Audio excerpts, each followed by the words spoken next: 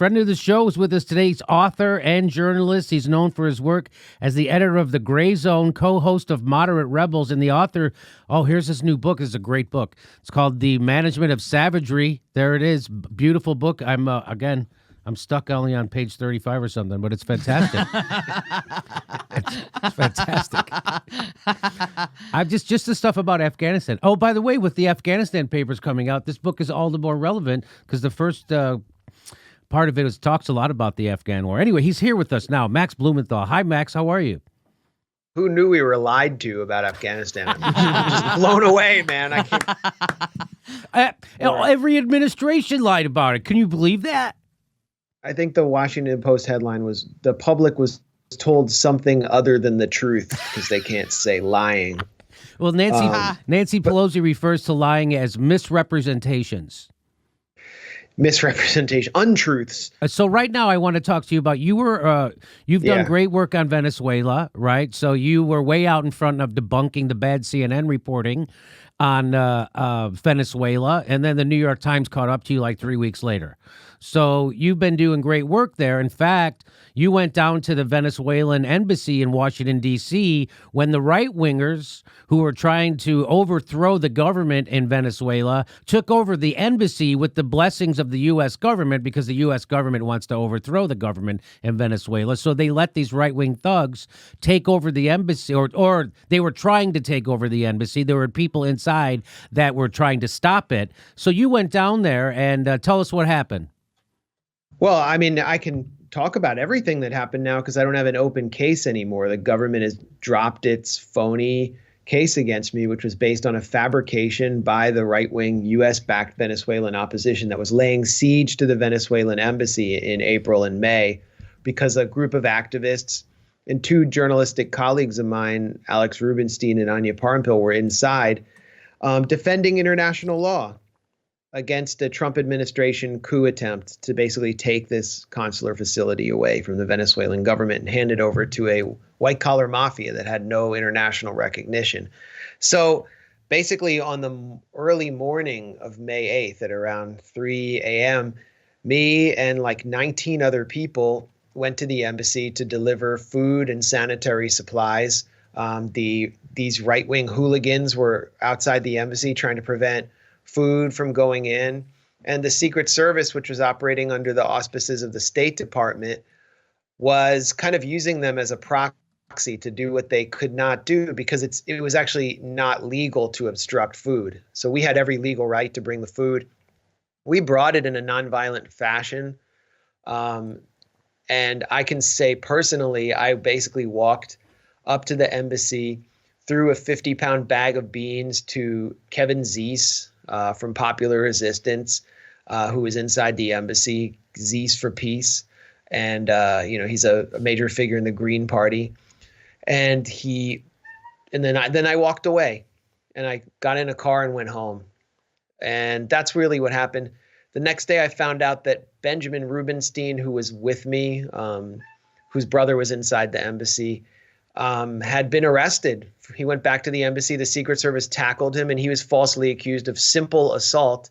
And this woman had come out, this 58-year-old woman, Nilet Pacheco, who I'd never met before, had come out and said that a group of men were kicking her and beating her very badly and trying to throw her over a balcony, making all these allegations. And she claimed that she went to the hospital. It was all a complete fabrication. She just made it up.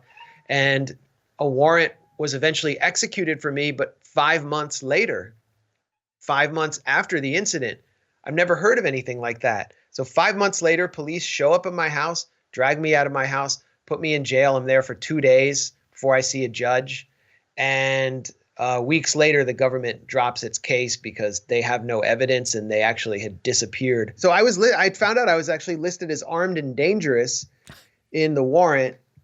And the police were at least 5 of them from what I remember, and some were lined up on the side of my house like they thought I was going to jump out the window like I was a flight risk. They were threatening to break down my door.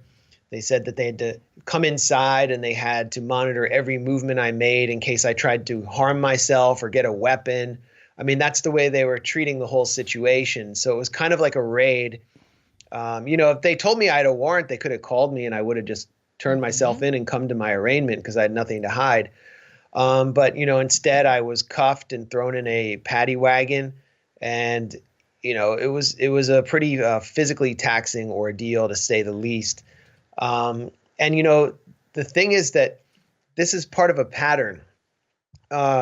Last month, Medea Benjamin was falsely accused of assaulting your friend Debbie Wasserman Schultz, who had done a press conference on the Capitol lawn with Carlos Vecchio, the fake ambassador of Juan Guaido, who is basically the master of this whole gang of right-wing diaspora hooligans who were besieging the embassy.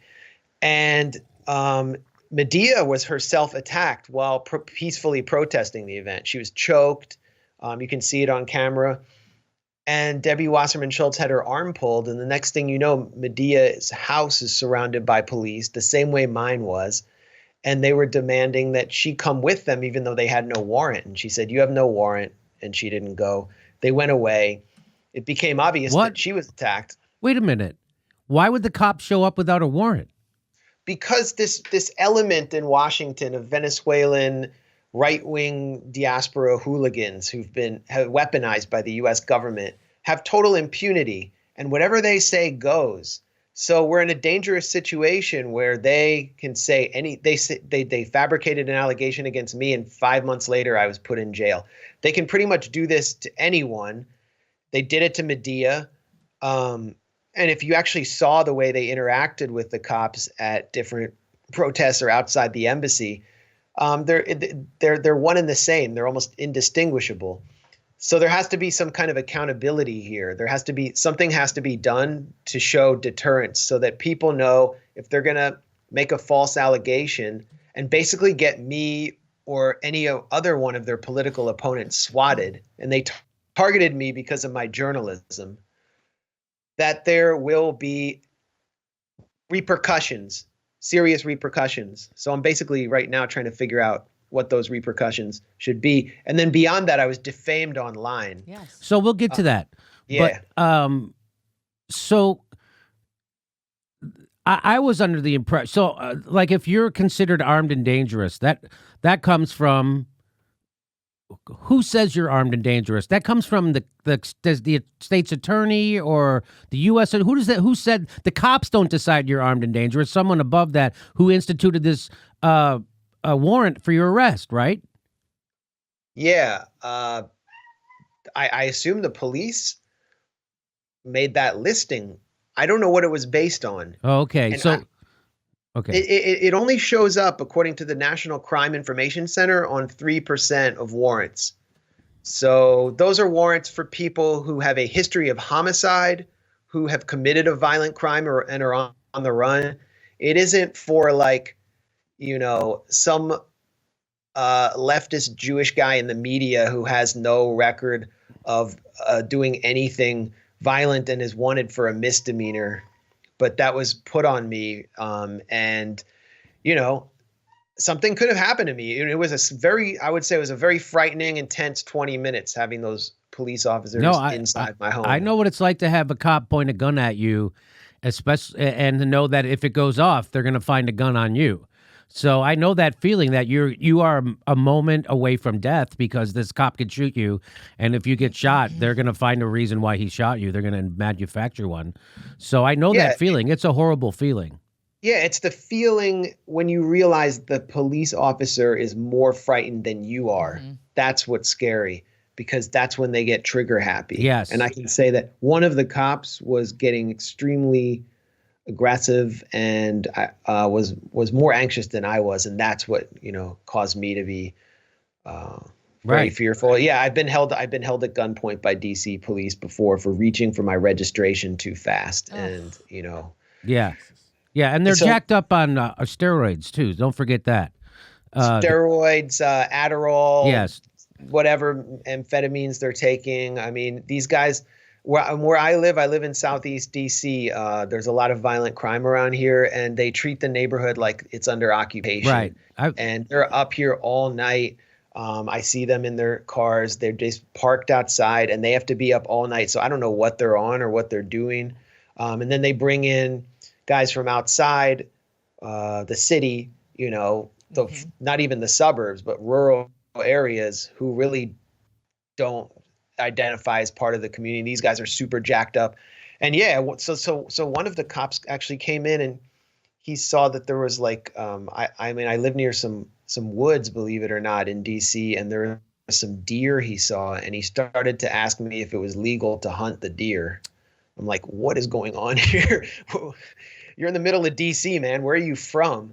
So anyway, it was just one level of the matrix that I was put in by this bizarre situation where an incident was fabricated by an opposition movement backed by the U.S. that saw me as one of their chief political adversaries and targeted me as such. Again, the food was delivered that night, and I was documenting it too. I saw it also as a journalistic endeavor, but the food was delivered that night by like 20 people, but they chose me.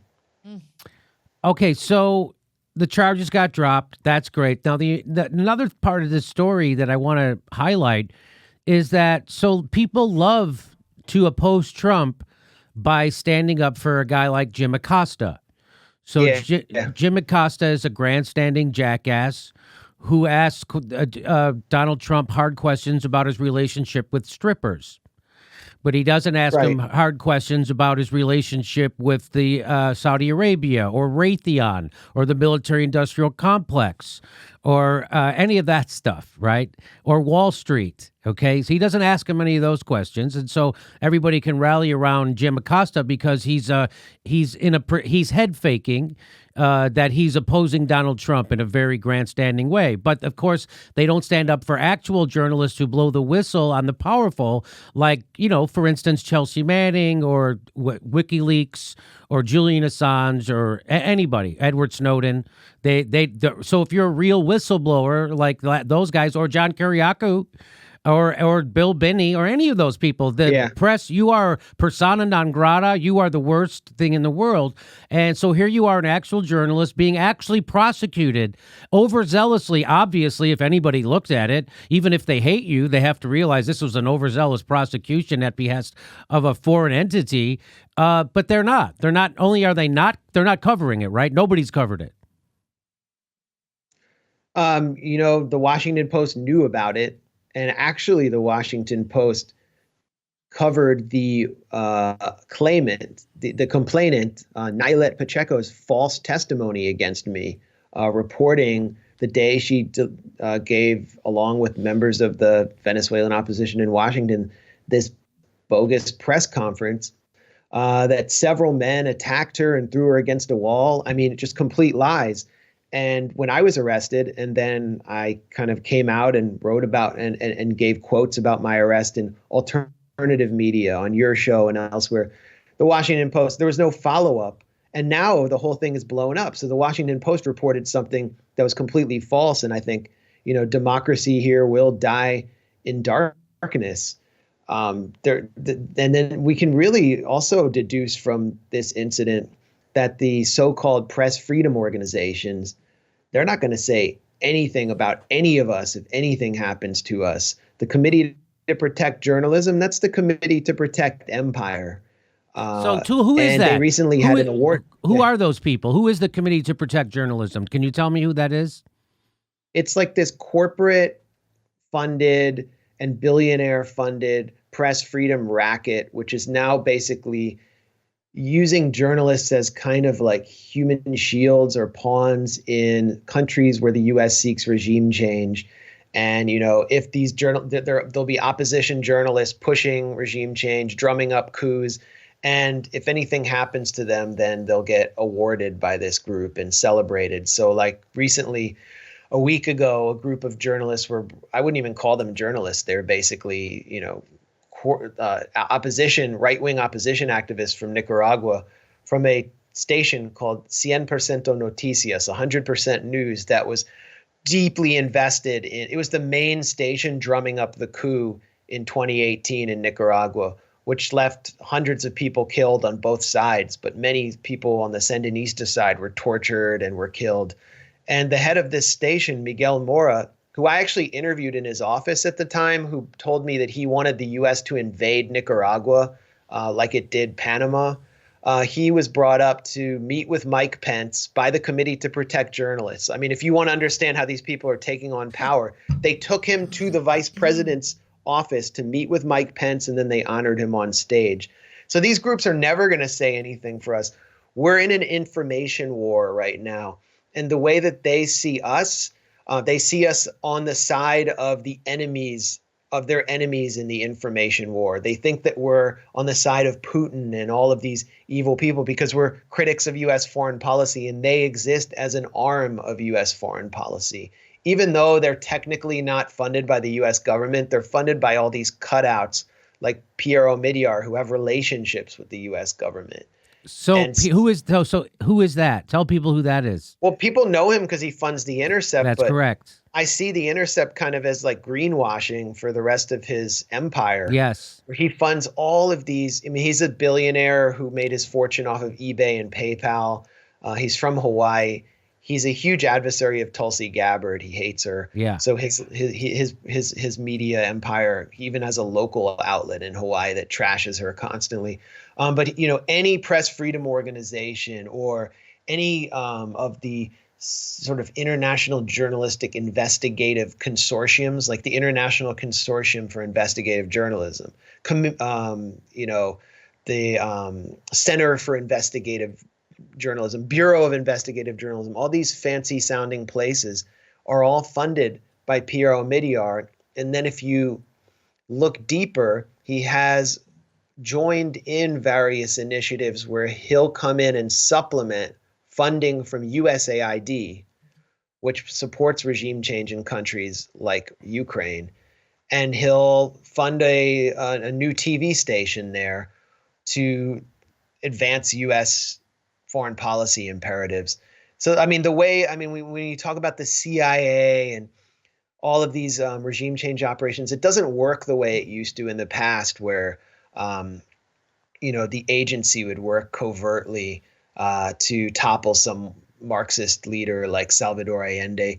It's very atomized now. It's amorphous. And the U.S. intelligence apparatus works overtly through cutouts, through billionaires, through contractors like, Chemonics or McKinsey. Pete Buttigieg's McKinsey is a perfect example. Booz Allen Hamilton. They do a lot of the dirty work, but, the people who set the agenda, they set the agenda within government. And then, of course, the billionaire class, these people, they get kickbacks, they get contracts, they have a good relationship with the government, they get invited to fundraisers and so on. So that's how it works. And that's why, you can deduce from the way that there was just this enforced silence about what happened to me or what's happened to Julian Assange. You don't hear about him at all of the big press freedom award ceremonies. So did Democracy Now! Cover your story? Well, they did, and what they did was they referred to me as blogger Max Blumenthal. Huh. When I've done more field work, outside of Amy Goodman, I've done more field work than all those producers combined.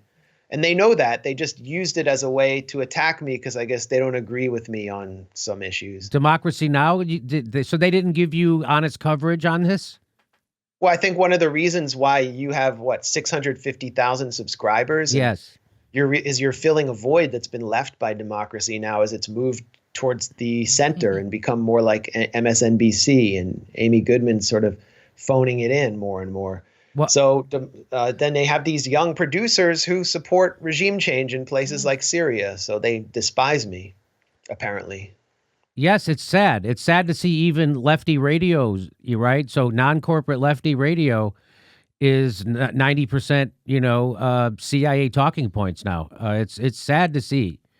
You turn on Pacifica, like in the Bay Area, you turn on the Pacifica and you'll hear like an hour about, Russiagate or Ukrainegate. And it's like, who's setting the agenda there? It's the national security state. Yes. And now Pacifica Radio is echoing those talking points. It's sort of, it's really tragic. I've tried to tell people at Pacifica that if you're going to oppose Trump, you have to do it from the left and not the right. And that's a big mistake because once you oppose Trump from the right, which is how they're opposing him, you are now going against the exact mission of Pacifica Radio, which was founded as a anti-war radio station. So that's kind of crazy that that's happening right now, but that's Trump derangement syndrome, and I'm trying to push back against it as hard as I can in a constructive way. But let me just get to so you got arrested, obvious phony charges to anybody. So that's a real journalist being intimidated from telling the truth about foreign policy and in the worst way possible, and also Medea Benjamin, and the press is silent about it, and they're also silent about that all your charges were dropped, but they did cover the accusation. Isn't that amazing? So they covered the accusation, and then so there's that. So that's all. So what else do you need to know about everyone at CNN and MSNBC? What do you need to know about them? That's all I need to know. So they are guard dogs of the establishment. They are not watchdogs. They are guard dogs, and when it comes, they're barking at us. They hate us. Well, now they've become attack dogs against us. So the Washington Post, CNN, they've come at me, right? And every half a jagoff on YouTube has come at me, right? Here you eat. Now here's the people who consider themselves journalists and stuff. They came at you on Twitter. Right. So here, I'll put it up. Can you see these? Yeah. Can you see that? I'll put it up so you can see it. So this guy, I can't Jeet see here, it, but I remember it. I mean, I can see who they are. So I'll read it to you. It says, Jeet here, he says this is bad and should be opposed by anyone who supports a free press. And he's linking to your tweet where you said you got arrested, right, for telling the truth about Venezuela. So underneath that, a guy named James Palmer says, yes, anybody who says they're a journalist should be able to assault people freely. It's the basis of democracy. So then at the end, at the bottom, he says, I mean, even if you believe Blumenthal, and why would you believe Blumenthal on anything at this point? Why is this a journalism issue? So who is James Palmer? Wow, he's a senior editor at Foreign Policy Magazine, which is, considered this esteemed, highbrow journal. Right. That, And what does that tell you about Foreign Policy Journal?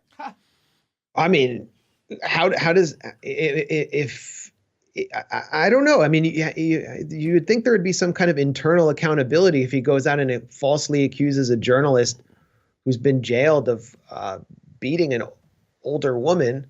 But no, there won't be any shame on his part either, and he's blocked me. But I mean, you look at what's in it for him? What's in it for him to go against you like this? Well, that's the thing. I mean, he said, why would you believe him at this point? As if I have this long record of lying and making things up. But the point is that my factual journalism is what's upsetting them. And because they can't confront it directly head on by either arguing with me on the merits or by debunking what I say, they simply want me locked up. So I'm silenced forever. And Jeet here, what really got them so exercised that Jeet here is an editor at the New Republic defending me, and they want to delegitimize me. So anyone who gives me any legitimacy by saying it's bad that he was jailed has to be destroyed. Why would this guy who writes for the Foreign Policy Magazine give a shit about your legitimacy or not? Why does he care? I'll give you one example. I mean, it's the same reason the Venezuelan right-wing opposition targeted me here. This is someone who is part of the campaign to stir up a new Cold War with China. That's why he's there. And we published a piece by Dan Cohen about Hong Kong that effectively exposed the protest movement as, first of all, something that's been weaponized and funded by the U.S. through these sort of soft power outfits like the National Endowment for Democracy. And we exposed the protests themselves as a sort of xenophobic, separatist reactionary movement that was not progressive in any way. And that infuriated the whole community of these weird white guy China watchers. So James Palmer's one of them. So this is political. It's not about, whether I beat a woman or not.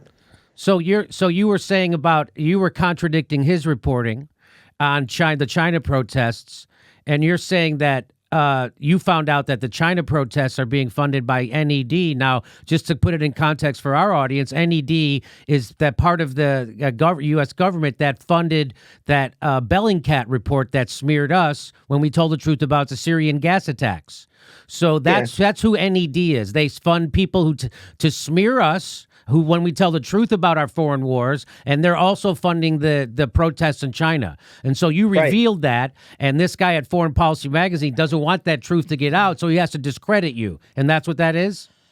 Yeah, I mean, there's another guy at Foreign Policy Magazine, Jasmine Mujanovic, who's sort of covers the Balkans for them, and he's always speaking at National Endowment for Democracy seminars. He's very close to the NED's personnel in the Balkans, and he falsely accused me of being paid by, in his words, Assad regime lobbying groups. Yeah, I've never taken a dime from the Assad regime.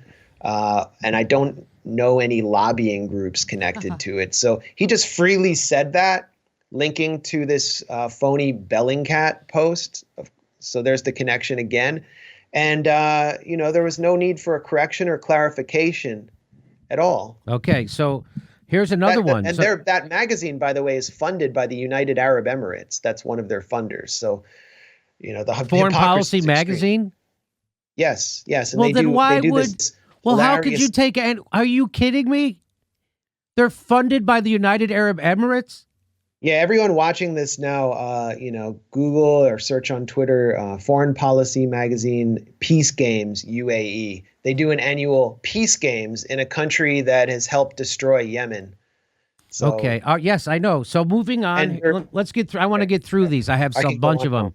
Yeah. So here he is. This is the same post. This guy, Danny Gold, says he kicked an old woman in the stomach. So these are people who consider themselves journalists. Instead of supporting a journalist, they're revealing themselves to be CIA talking point repeaters and people who are paid to be propagandists, right? So that's what. So a guy your case perfectly reveals all these guys on Twitter. Like I've bumped up against each one of these guys before because I told the truth about Syria, and they took time out of their journalism life to come after a guy in his goddamn garage on YouTube. That's how you know you're over the target. Why would they give a fuck about me, right? This guy, and a lot of them have ties to Columbia journalism. If you look up anything about the CIA and Columbia journalism, that they're very embedded and they recruit there, and Columbia invites the CIA to come recruit. So that's one of those guys, right? Well, I don't know if he went to Columbia Journalism School, which costs like $80,000 for 2 years, and you basically just learn to be a conformist there, and you learn all of the elite rules, and you basically just learn how to be a loyal stenographer and lackey in corporate media. But Danny Gold, he went through, Vice, when Vice magazine was making its transformation from being this kind of hipster, aesthetically transgressive rag to a neocon aesthetically transgressive rag. And he really fits that. He is sort of a tattooed neocon who has clamored for years for the U.S. to bomb the crap out of Syria in support of Al-Qaeda and all its friends on the ground. And here he is defaming me. This is libelous. He's saying that I kicked an old woman in the stomach. I did not kick an old woman in the stomach. There's been no correction. There's been no clarification, apology, or follow-up. So there should be some kind of accountability here. We don't run around falsely accusing people of beating old women. And if Danny Gold were thrown in jail and he maintained his innocence, I would have no reason to make a false claim about him. And I'm not threatened by him either. I wouldn't be threatened by him the way he is apparently by me and you, because he's such a shmagegi. What's that?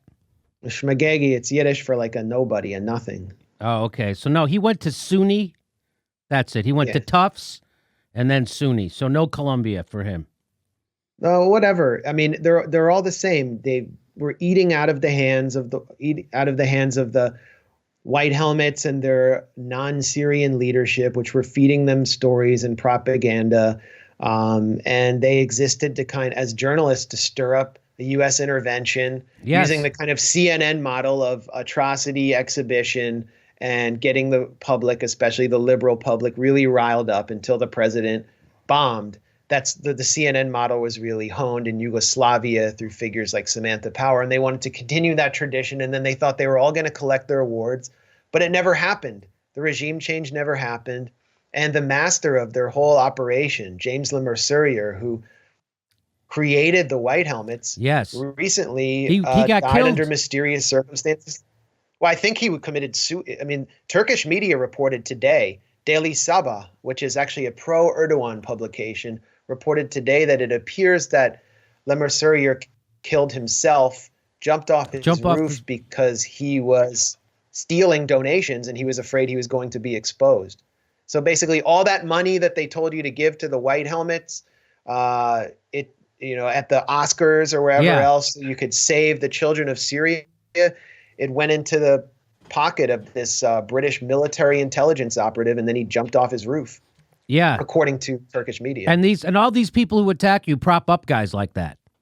Well, they don't just prop him up. I mean, when he died, they were like, "My friend is dead." Yes, and it was obvious that they were not that they were relying on him for their journalistic careers and their stories, and they were coordinating attacks on us with him. Oliver Cam, who's this British neoconservative, actually revealed that Le Mercier was at the center of attacks on a group of academics in the UK who have helped bring to light these two whistleblowers from the Organization for the Prevention of Chemical Weapons, that basically a chemical weapons attack in Syria in 2018 was faked to spur U.S. intervention. So Le Mercier was not just operating the white helmets, he was attacking people in the West. And I don't know if you remember this, but when my book, The Management of Savagery, came out in April, there was this huge campaign to shut down my launch event at the main political bookstore in Washington, Politics and Prose. I remember this. And James Le Mercier actually contacted Politics and Prose. He was one of the people who contacted them to tell them not to host me. I produced that evidence on Twitter. That really shocked me. I mean, this guy was deeply involved in all of these attacks. And so, if you wonder about this echo chamber that's constantly coming after you, there are people who have close connections to the British and U.S. governments, to the worst elements of the British and U.S. governments, like Le Mercier, who were organizing that echo chamber. And so these aren't just kind of like independent random actors. So we'll keep moving. So here's a guy. How do you say his name? Idris Ahmad? Is that Idris Ahmad? Yeah. So he says, "What has manhandling an elderly woman got to do with reporting?" Great question. Very probing. What? So again, you want to tell me who that guy is and what's in it to him to smear you and not stand up for a journalist who's being imprisoned by a government for doing journalism? Well, I don't know what's in it for him, but this is someone who is a journalism professor at Stirling University in the UK. But he doesn't ever do journalism, this guy. No, I don't know any evidence of him ever doing journalism. He wrote a book years ago about the Israel lobby that was filled with citations from this anti-Semitic tract called the Transparent Cabal. And he's produced no writing of value that I can see. He seems to spend all of his time attacking us. Yes. People who've retweeted me have written me and said, who is this crazy guy who's attacking me for retweeting you? Yes, that guy's nuts. Yeah. I mean, he really has a click in the brain. I don't know what is wrong with him, but this is the most obsessive figure. So in September of 2016, I was preparing a 2-part expose on the white helmets. I saw this organization as one of the most sophisticated and dangerous propaganda constructs of our time because it had been funded so heavily by the US and UK governments, but also because they existed to stir up US military intervention in Syria, to turn Syria into Libya. It would have been a disaster. And they were working hand in glove with Al-Qaeda. And so I contacted the public relations firm that was working for the White Helmets, the Syria campaign, which is, again, another key factor in all of the attacks on us, because it's like a slush fund for attacks and PR and defending this sham. And so I actually got access to the Syria campaign They spoke to me on record. They thought I was going to be friendly at first, so they invited me to southern Turkey to their little camp. It was actually their big camp. Basically, come to Spooksville, and we'll dupe you like we've been duping every other journalist, like Janine Giovanni and whoever else. And before my story came out, I was on a speaking tour in Belfast, Ireland. I was speaking about Palestine, and I saw a strange number calling me. And so I got out a recorder because I was expecting a tidal wave of attacks. And it's Idris Ahmad screaming at me on the phone, threatening me, basically threatening to kill me if I publish this story. And this is a journalism professor who's threatening me against publishing factual journalism before I publish it. And he was so upset that he was willing to threaten me and call me on my phone. He didn't think I was going to record it. And the recording is on Twitter. I publicized it. He's never denied that it's him. And his employers at Sterling, which was Joseph Mifsud's hideout for a long time. No! Wow. Yes, yes. No! People don't know who that is. So I'll tell, you're referring to the guy who's credited with starting Russiagate. Yep. Look up Joseph Mifsud in Sterling. It's spelled Stirling. And you'll find photos of him posing with the head of Idris Ahmad's department, whose last name I think is Oram. So all very shady, but I also think like Idris Ahmad believes in what he's doing, which is to, defame and attack and smear me and anyone in my orbit all day. That's how he wants to spend his life. So here he is defaming me, claiming that I manhandled an elderly woman, which has turned out to be almost like almost everything else he says, false.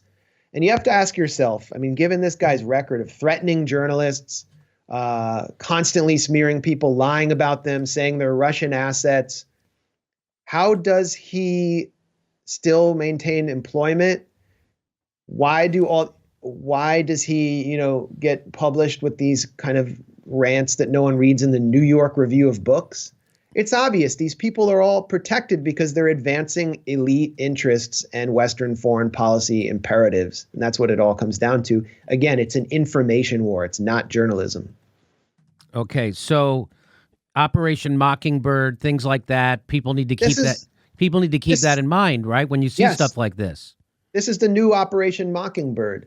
And it's not the CIA paying them, but it's all of these different cutouts that have been cultivated to advance those interests. But to do what the CIA did covertly, it's now done overtly. That's why the National Endowment for Democracy was set up. Right. So guys like Danny Gold don't get paid directly by the CIA. They do not.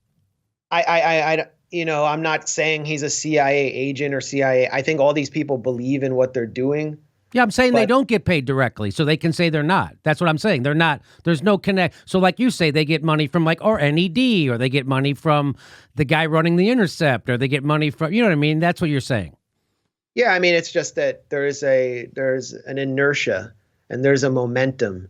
And so if you're pushing for one side, then you expect to be rewarded and you expect to also be protected. So you can even display horrible, malicious behavior and lie about people, but you're going to be protected if you're pushing in the direction and using your kind of cachet as a journalist to advance Western foreign policy imperatives, to push regime change against the official enemies. And that's what they all benefit from. So it's sort of more like a CIA mentality than it is an actual job or role. Right, I got you. So here's another one. There's Mona El-Tahawi. So who is she? So she says Max Blumenthal. I forgot she existed. She says Max Blumenthal was arrested for assaulting a woman. What a surprise. Not. She's quite clever for 1983. He is a piece of shit. He has been for years. What a surprise. Not. That's great. Remember when they used to do that in 83? You're probably too young, Ron, before your time. No, they did that when I was in grade school, too. Oh, did they do that? Not? They did that? That was like they totally big hit in Wayne's World. Yes, right. From maybe 1993. I might be 10 years off. So go ahead. Who is that? Yeah, Mona El-Tahawi was sort of a popular figure during the Arab Spring. All of these kind of the white liberal pundit class needed some person from the region to basically translate what was happening to them without challenging what they thought was important, like Israel and right. All these uprisings. We don't have to go in. We We don't have to go into it. That's good. Let's keep moving because there's more. So here is Sonny Hundal. He says, come on, Jeet. Given the person in question, I think you should exercise some judgment before accepting his story at face value. So who is Sonny Hundal? He doesn't even have a blue check. Yeah, I mean, he's just a boring liberal interventionist in the UK. And again, he's calling on Jeet here to exercise judgment. And his judgment is to declare me guilty before being proven innocent.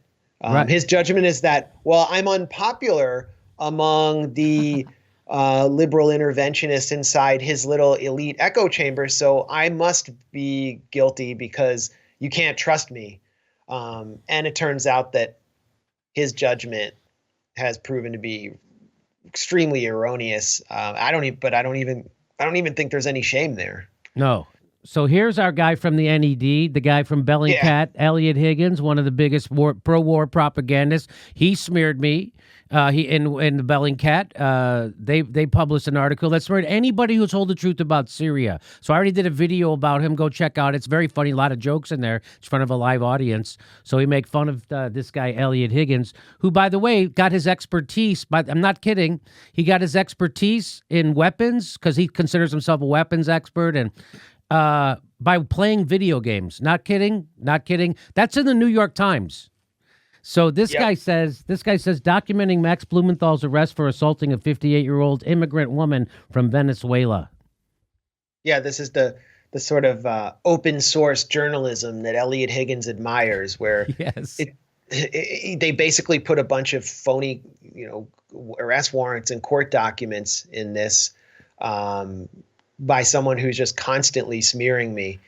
And Elliot Higgins knew exactly what he was doing, which is to sort of put it out there and then say, oh, well, let's all remember he's innocent before being proven guilty. Right. Why would you put all this out there? It's obvious that you want me to be locked away because you don't like my journalism and I have done significant damage to your narrative. And that's just what it is. It's a narrative that he's putting forward. He uses open source journalism to create a plausible narrative without going to the ground. There's no field journalism there that supports Western foreign policy. So he was the guy that apparently, when the US government put pressure on the OPCW to declare that a chemical attack had in fact occurred in the suburb of Douma, which was used to trigger a US military assault on Syria, he was the guy, along with Bellingcat, that the OPCW went to doctor their report, which has now been completely discredited. What do you mean they went to him to doctor it? It looks to be the case, and this is what Ted Postal, an actual rocket scientist, I think told Aaron Mate. This is what we're learning.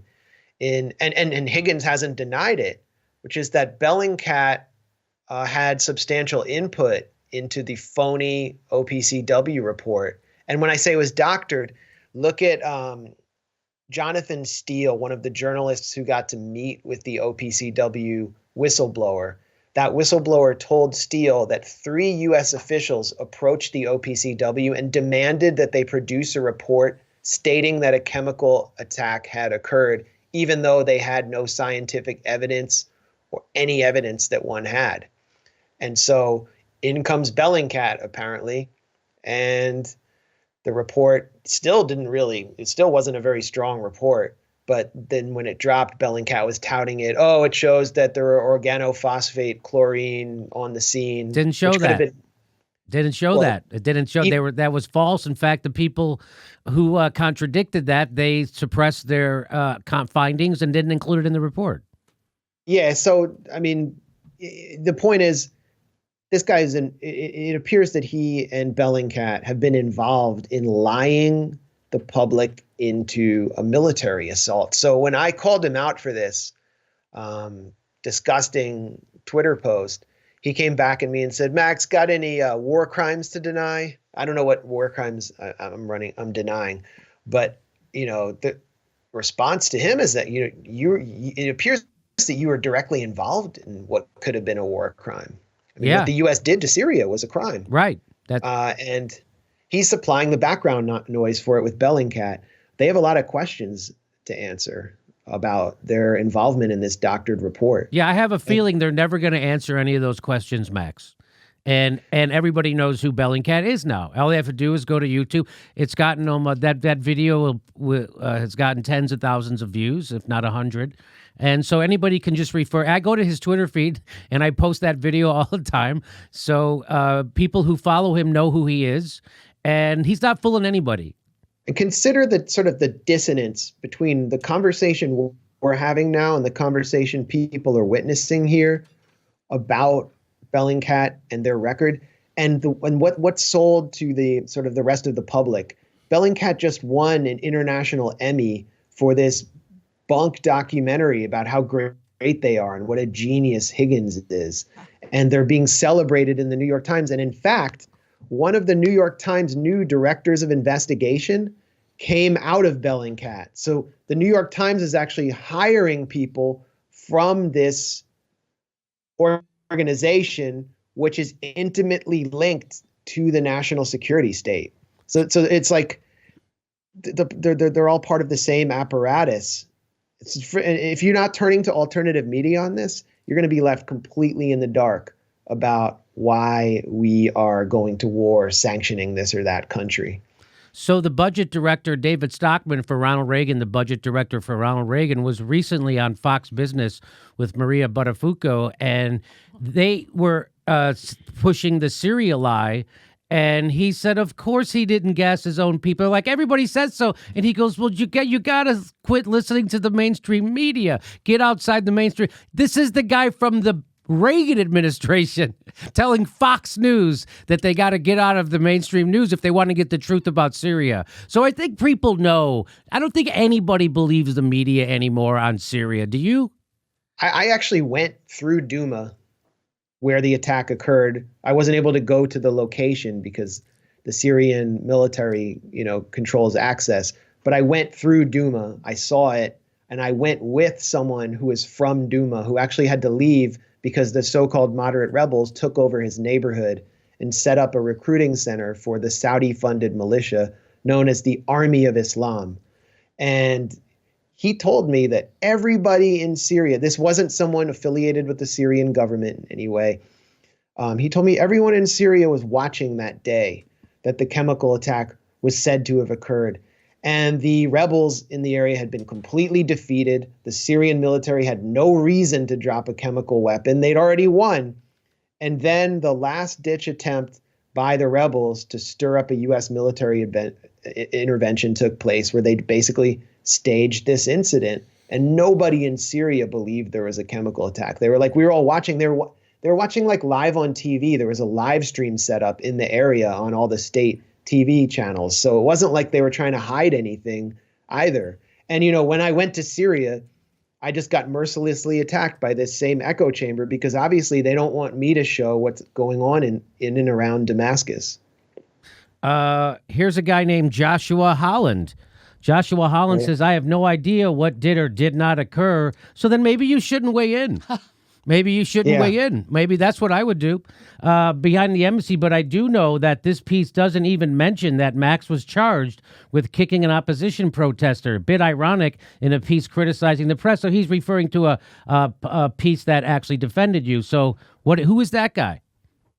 Yeah, he's attacking FAIR, which did a great job about in showing the kind of inconsistencies in the press or the silence. Yeah, this one is sort of interesting to me because I used to drink beers with Josh Holland. I used to work with him at Alternet. And, he was in the same kind of circles that, back in the day when Howard Dean was running on the Democratic wing of the Democratic Party. And, we were all just together against George W. Bush in the Iraq War and the contradictions hadn't been exposed. He was my buddy. Or at least we were friendly. And so why do you think so what happened? I never became unfriendly to him. What happened was his brain got hacked by Russiagate. He's a Russiagator. Trump derangement syndrome, and the whole thing that we've seen happen to all the liberals around us. It's invasion of the body snatchers. You know, at the end where Donald Sutherland turns into one of them and he goes, whoa! Yeah. This is like the final scene in the invasion of the body snatchers, and Joshua Holland has been taken and he's pointing his finger at me. Yeah. Okay, gotcha. Sad. So let's move on. Here's Thomas Van Linge. He's got a blue check. He's important. He says Max Blumenthal was not arrested for delivering food to the embassy. He was arrested for kicking a pregnant woman in the attempt. So who is that guy? Yeah, Thomas Van Linge is like the Macaulay Culkin of the regime change community. He's like this little child actor who sort of started getting all this hype during the Syria proxy war because he was mapping out the ISIS caliphate online, you know, another one of these video game dork guys who like figures out the war online. And, you know, anywhere there's a US backed regime change operation, whether it's Bolivia or Hong Kong, Thomas Van Linge is there with his laptop to provide video supporting the West's narrative. And, you know, that's his job, or he'll be sent there. He'll be somehow sent there and he'll be on the ground. I mean, not sent there. He'll go. All right, hang on. We got all of these people. They just keep doing it, and even Reagan Battalion, they did. So I went and checked this out. I'm blocked by them. Reagan Battalion. Who else? Let's see. StopAntisemitism.org. You would think they'd like you. You're Jewish. Nope, they went after you. And here's a guy, Sean Davis. He also went after you. These are the right wingers, and you know, really vicious stuff, libelous, defamatory. I don't see how they can get away with this, and they've expressed no contrition. Antisemitism.org is actually funded by Adam Milstein, I think, and this is I think a convicted felon, Israeli-American, who actually is involved in the IAC meeting that Trump went to the other day. And I don't know if you remember the Al Jazeera documentary that was suppressed by Al Jazeera about the Israel lobby. It was an investigation into the Israel lobby. Yes. Adam Milstein is actually filmed on hidden camera in that, revealing that he's behind the website Canary Mission, which is an anonymous website that features these McCarthyite dossiers of college students who support Palestine. And the goal of the website, as the website states, is to prevent them from getting employed after college by defaming them. So Milstein, again, is involved in this defamation attempts through some lady in LA. And they were really celebrating my arrest. Look, what it proves is that all of these people, they say they're for democracy and against authoritarianism, that they want their enemies jailed. They want their political opponents jailed. I mean, this is clear proof. Okay. Well, Max, you know, it used to bother me. I used to think that those people might be able to smear me and tarnish me, but that it's the exact opposite. That just makes me stronger. And I don't know, do you feel like that does the same thing for you? I think, you know, rational people who have a deep political education, who are skeptical about power, and who live in this country and know how we're being lied to on a daily basis and how this democracy is, you know, we were told constantly we live in this great democracy, but we're living in an oligarchy. They understand that these are lies. They understand that we're being smeared, and what we say rings true to them because it fits with their understanding of reality. They live in the real world.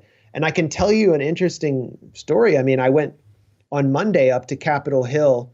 I wanted to bird dog some members of Congress and ask them about this resolution that Tulsi Gabbard was putting forward that came up for a vote today. I don't know how the vote went down.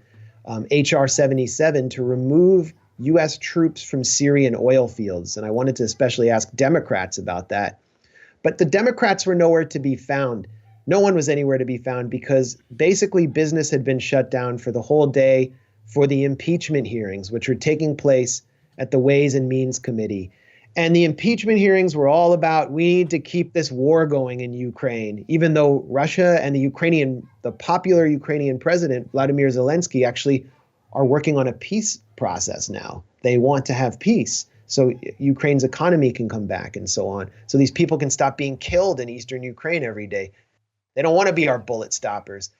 And, there's a line outside the Ways and Means Committee where the public can go and sit in and watch the impeachment hearings.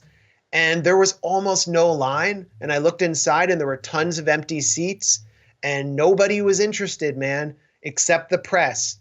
The press there were like 100 cameras around Adam Schiff and company. And so this whole spectacle, the whole public is tuning out on this spectacle because it doesn't relate to them. They're not talking about real issues like you were talking about at the beginning of this live stream. You're talking about education. That's something everyone wants to talk about. And meanwhile, you got Betsy DeVos privatizing public schools, trying to do vouchers, and the media doesn't talk about that anymore. So they're turning to alternative media. The people that attack us, they see through it. I hope so. I think they do. I think that's why our show continues to grow and the gray zone is continuing to grow. And guys like Aaron Mate are winning awards for debunking the mainstream news media's conspiracy theories around Russiagate and their distractions from the real problems. Like I've tried to tell people, is the reason why we're having an impeachment hearing and the reason why we're having Russiagate is because the Democratic Party cannot oppose Donald Trump on substantive measures because they actually would have to oppose the establishment. And as we all know, the Democrats actually are the establishment. So they can't oppose them. They can't oppose him on his judges because they help him fast track his judges. They can't oppose him on his Wall Street deregulation because they help him deregulate Wall Street. They can't oppose him on his border wall because they voted for his border wall. They can't oppose him on war because they just gave him $80 billion more for war. They can't afford him even on civil rights because they just gave him more spying powers. So that's why they can't. Oh, there's many. They just did NAFTA for him again. They just gave Donald Trump a victory for NAFTA. The Democrats joined Donald Trump in passing a NAFTA 2.0. So they're giving him victory after victory. They're not actually opposing the president. This is what they're doing in lieu of opposing the president so they can look like they're opposing the president. No matter what they tell you on MSNBC or CNN, they are not opposing Donald Trump. Yeah. I mean, who did NAFTA? Who started record deportations? Who put the first sanctions on Iraq and gave $90 million to Ahmed Chalabi to basically make the case for invading Iraq? Who continued that process in Libya and then attempted to do so in Syria? There's much more continuity between Donald Trump and the Democratic Party on a lot of issues that matter than divisions. And so the problem isn't polarization. The problem is there's too many areas of bipartisanship still. That is correct. And that's what people don't realize. But that's why we're here. And, as much as I'd rather the news media actually not suck this hard. Because it gives me headaches, right? But at the same time, they leave a huge lane open for guys like us. And, more people are watching my show than are watching MSNBC shows during the day. That's for fucking sure. You mean more people want to see you than Jonathan Capehart? And Ari Melber. Ari Melber. We know what I love to tune in to watch Ari Melber really act like he's just about to cry when he talks about Donald Trump and Russiagate and impeachment and the rule of law and Ukraine. They're all such jackasses. They're all such fucking jackasses. Yeah, and he'll leave time for woke Bill Kristol and Fat Joe. What the hell? Who's Fat Joe? Who's Fat Joe? Fat Joe's kind of a washed up Bronx rapper. The best thing he ever did was discover Big Pun, who is one of the great rappers who's now dead. But Fat Joe, I mean, he just appears everywhere with Bill Kristol, the sort of soft-handed neocon architect of Iraq's destruction and the Project for a New American Century. And it's like, what's in it for Fat Joe? And there's this just mind-blowing video. Because I used to know Ari Melber when I was in like the sort of purgatory of Brooklyn. Like, I don't know, it's like this media hell.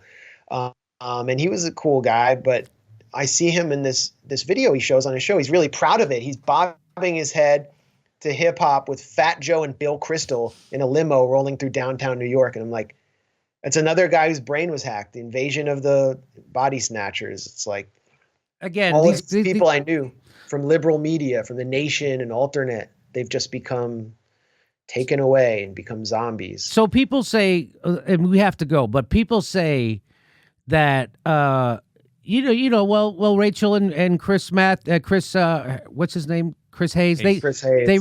What if they really believe Russiagate? What if they really believe it? And I'm like, they don't. And here's how I can tell you that they don't. Because if they really did, they would bring people on like Max Blumenthal and Glenn Greenwald and Aaron Mate to have substantive discussions from the opposing point of view. They don't do that. Why? Because they know they would lose and be exposed for propagandists. That's why they don't do that. If they really believed in their case, they would bring on people to debunk them or be adversaries or to debate them all the time. They don't do that. That's how you know they're liars. And Aaron Mate does. Aaron Mate, he brings on Michael Isikoff. He brings on people to debate him. Yeah. And so at least and that's why I say, hey, the only guy who I think that might actually believe Russiagate is Cenk Uygur, because at least Cenk Uygur, I had a show in his studio on a weekly basis debunking what he was saying about Russiagate right in his own studio, and he at least brought on Glenn Greenwald and Aaron Mate onto his network for a half hour at a clip. So that's more than anybody else did. So I say if there's one guy in the whole Russiagate thing that maybe believes it, it's probably Cenk Uygur. Yeah. And Cenk, I don't agree with him on everything, but I still think he's sort of intellectually honest. And so I won't go out and criticize him the way I will the rest of these corporate media hacks who are just obviously following the program. And that goes for Chris Hayes, who's someone who's intelligent. But, we've talked about it before, this concept that he introduces in his book on the failure of the elites, cognitive capture, where you get absorbed into the system and you go in not believing in it, like Pete Buttigieg in high school supporting Bernie Sanders, but then you go through the Harvard and McKinsey pipeline and you come out a fan of neoliberalism and a loyal zombie. And that actually is Chris Hayes now. There's no doubt about it. All right, well, Max Blumenthal, here's his book. It's called The Management of Savagery. I can highly recommend the first chapter. I'm getting through it. But it's I'm not kidding. It's like you just every page is like, what the F? I thought I knew about that. Imagine writing it. Yeah. I'm not kidding. So everybody check out The Management of Savagery, and we'll have you on soon to talk about this book, hopefully. And but great work over at the Gray Zone, and congrats for getting out of jail. Thanks, Jimmy. Thanks for all the work you're doing. Subscribe to The Gray Zone on YouTube. Follow us at thegrayzone.com and Gray Zone Project on Twitter. All right. Fantastic. Thanks for being our guest. We'll talk to you soon.